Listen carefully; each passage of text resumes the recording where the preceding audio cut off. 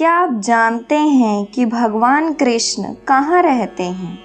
स्वयं भगवान ने नारद संहिता में इसका उत्तर दिया है। भगवान ने स्वयं कहा है कि हे नारद, न तो मैं वैकुंठ में रहता हूँ और न ही योगियों के हृदय में रहता हूँ।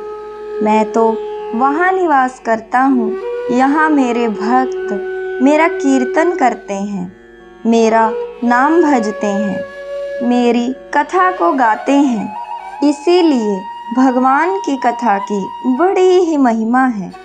भगवान की परम भक्त गोपियाँ भी भगवान की कथा की महिमा का वर्णन अपने परम पवित्र गोपी गीत में करती हैं।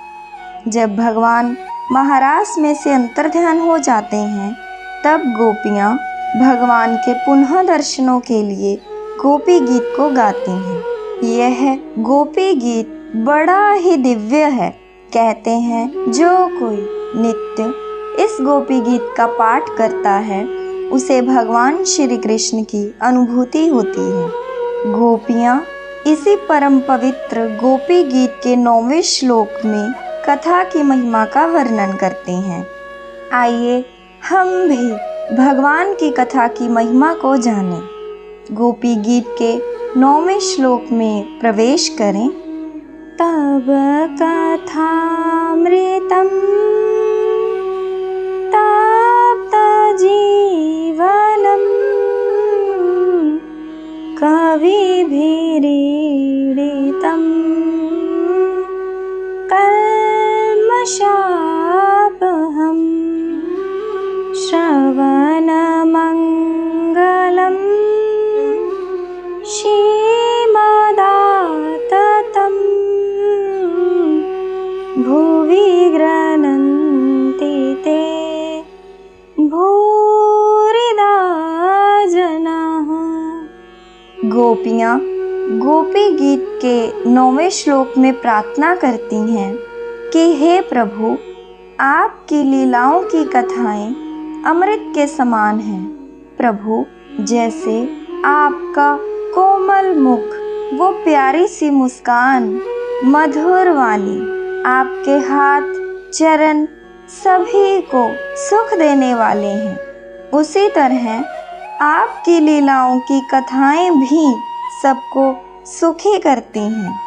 हे माधव, आपकी दिव्य लीलाएं, आपकी कथाएं उन लोगों को जीवन देती हैं जो दुनिया में किसी भी कारण से दुखी हों।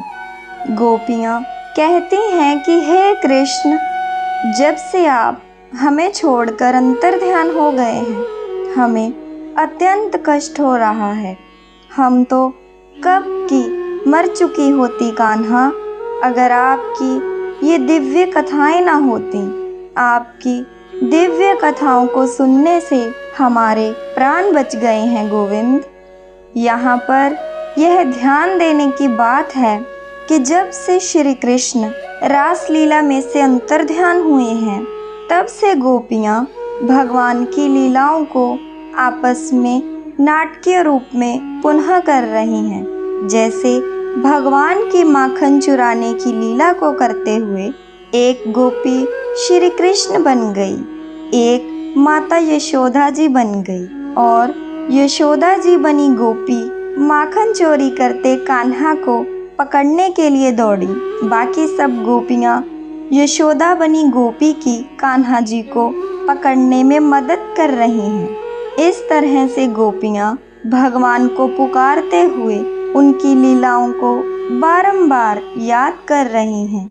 गोपियाँ कहती हैं कि हे प्यारे, आपकी कथा आपके समान ही आनंद देती है और इसमें आपके समान ही रक्षा करने की शक्ति है। गोपियाँ कहती हैं कि हे कृष्ण, कथा के माध्यम से भी आप शब्दों के रूप में वहीं उपस्थित होते हैं, यहाँ पर आपकी कथा हो रही हो। बड़े बड़े ज्ञानी महात्माओं ने आपकी दिव्य कथाओं का गान किया है।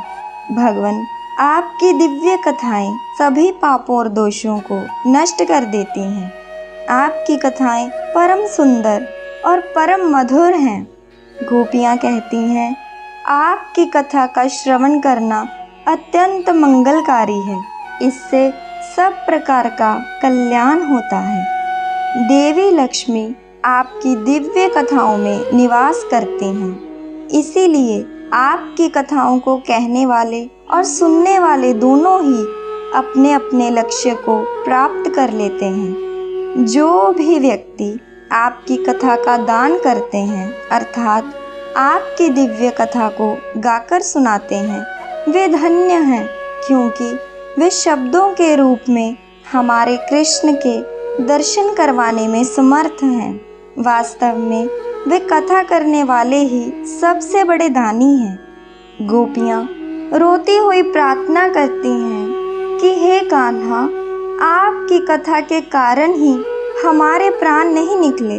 आप हमें छोड़कर चले गए हैं। हम तो कब की मर चुकी होती कान्हा, और एक आपकी कथा है जो हमें मरने नहीं देती।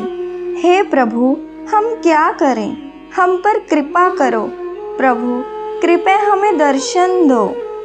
इस तरह से गोपियाँ बारंबार भगवान से दर्शनों के लिए प्रार्थना करती हैं।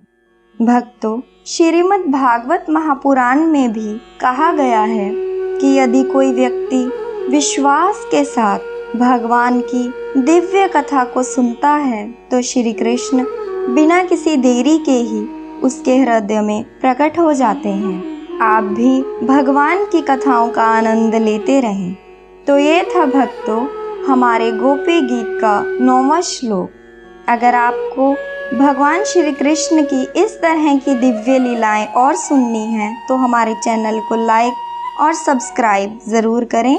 अगर आप किसी भूखे को एक समय का भोजन करवा सकते हैं तो ज़रूर करवाएं, क्योंकि इससे प्रभु को अत्यधिक प्रसन्नता होगी। मिलते हैं कान्हा जी की एक और सुंदर लीला के लिए अगली वीडियो में। राधे राधे।